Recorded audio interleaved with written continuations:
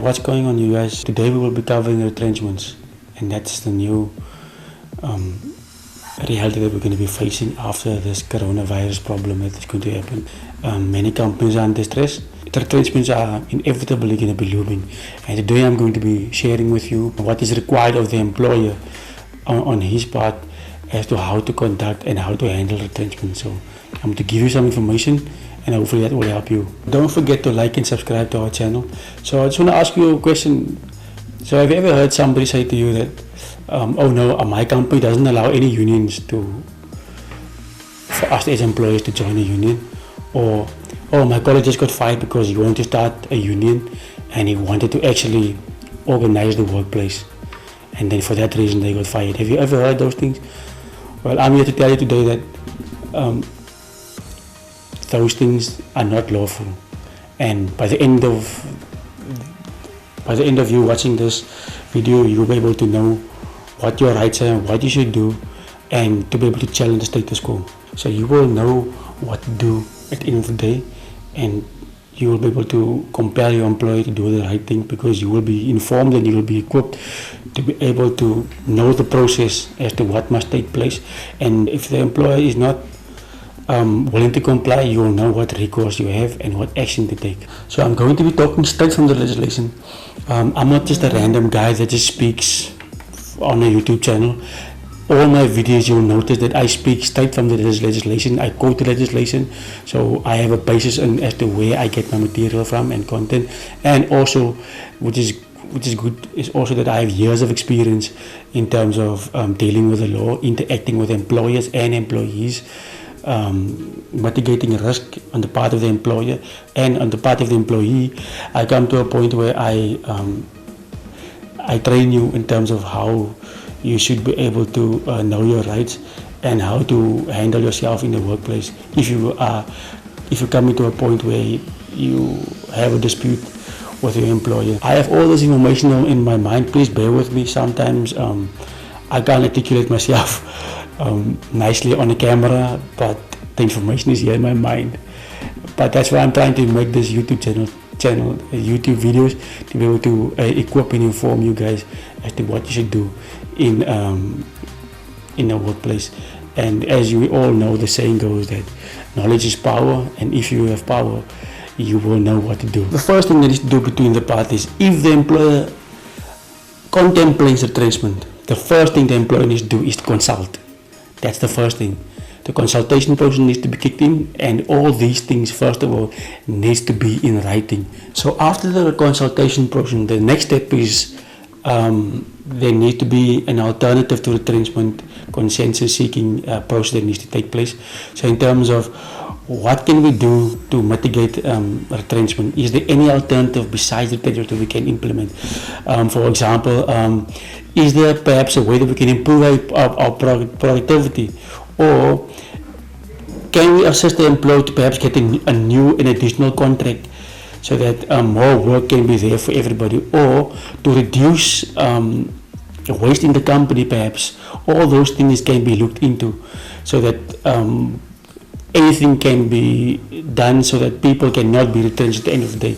Because at what's happening at this stage out there is that is what employers first go for retrenchment in terms of headcount before they even consider looking at other alternatives. Another thing, if that doesn't work, the next thing is that, okay, we have this headcount. Isn't there perhaps a way that we can be able to reduce the headcount in terms of retrenchment? If that doesn't work, what is the next step we can do? Isn't there perhaps a way that they can be able to mitigate for those people who are going to be retrenched?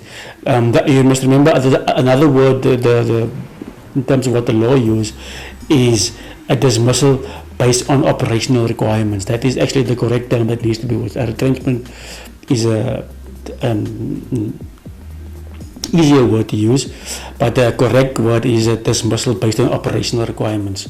And that type of dismissal is a no-fault dismissal. It's no fault of the employee.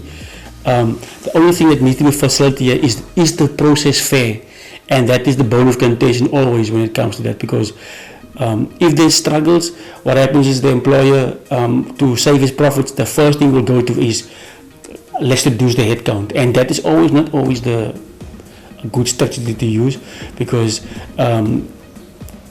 employees sometimes get into the business even suffer even more if they cut too much people. I've seen a company once that I've dealt with is that they've cut too much people at the end of the day, and so what happened was that they lost institutional memory, and most of the people left, and then when they started to kickstart the business again, they found out, but we've cut too much people, and we don't have all the people that was required to be able to have the skills and knowledge to operate the business, and then at the end of the day, that business closed down completely.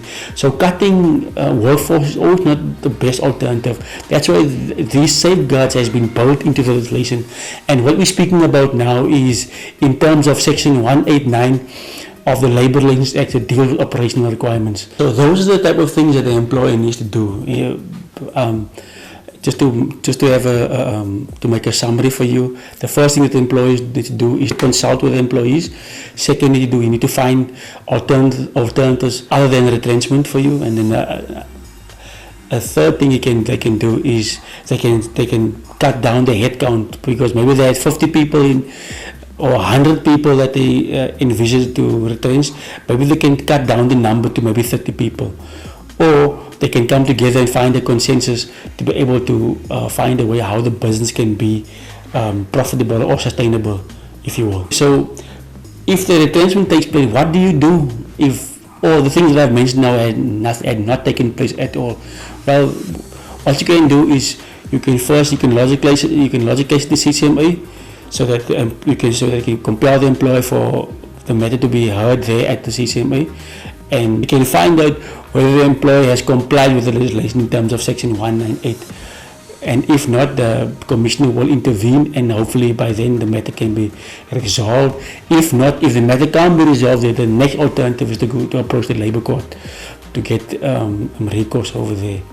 Okay, so what I'm going to be doing now, I'm going to be reading from the legislation, and then that will be the conclusion. And if you have any comments, if you want to engage me about any of the issues, employers are welcome to contact me.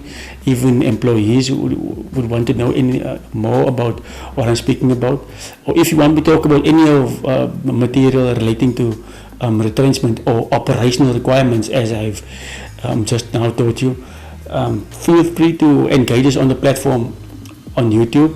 On the comment section there's a platform there, or mostly you'll find me on Facebook, and that is on all things labour law. So reading from the legislation.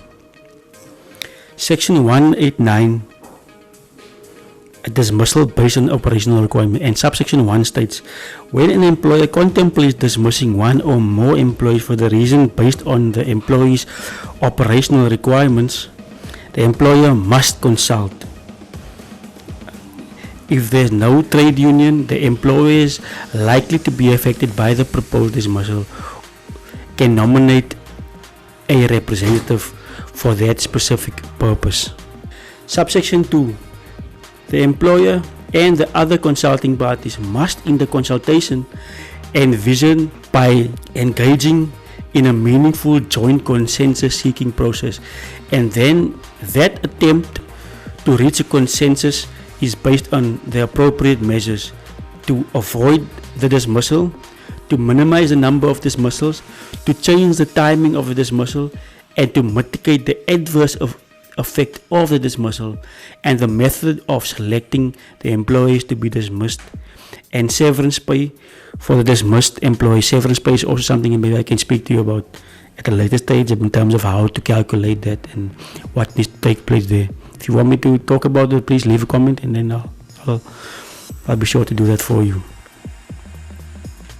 And then the final part to operational requirements, the subsection 3 states that the employer must issue a written notice inviting the other consulting party to consult, and if disclose in writing all the relevant information, including but not limited to the reason for the proposed dismissal, is there alternatives that the employer considered before proposing the dismissal, and the reason for the rejecting each of those alternatives, and the number of employees likely to be affected, and the job categories in which they are employed. So as you can see, I've articulated that in the video, and I read to you directly from the legislation as to what exactly must take. So now that you're informed, you know what steps to take and how to compel your employer to at the very least treat you fairly. So thank you very much, guys.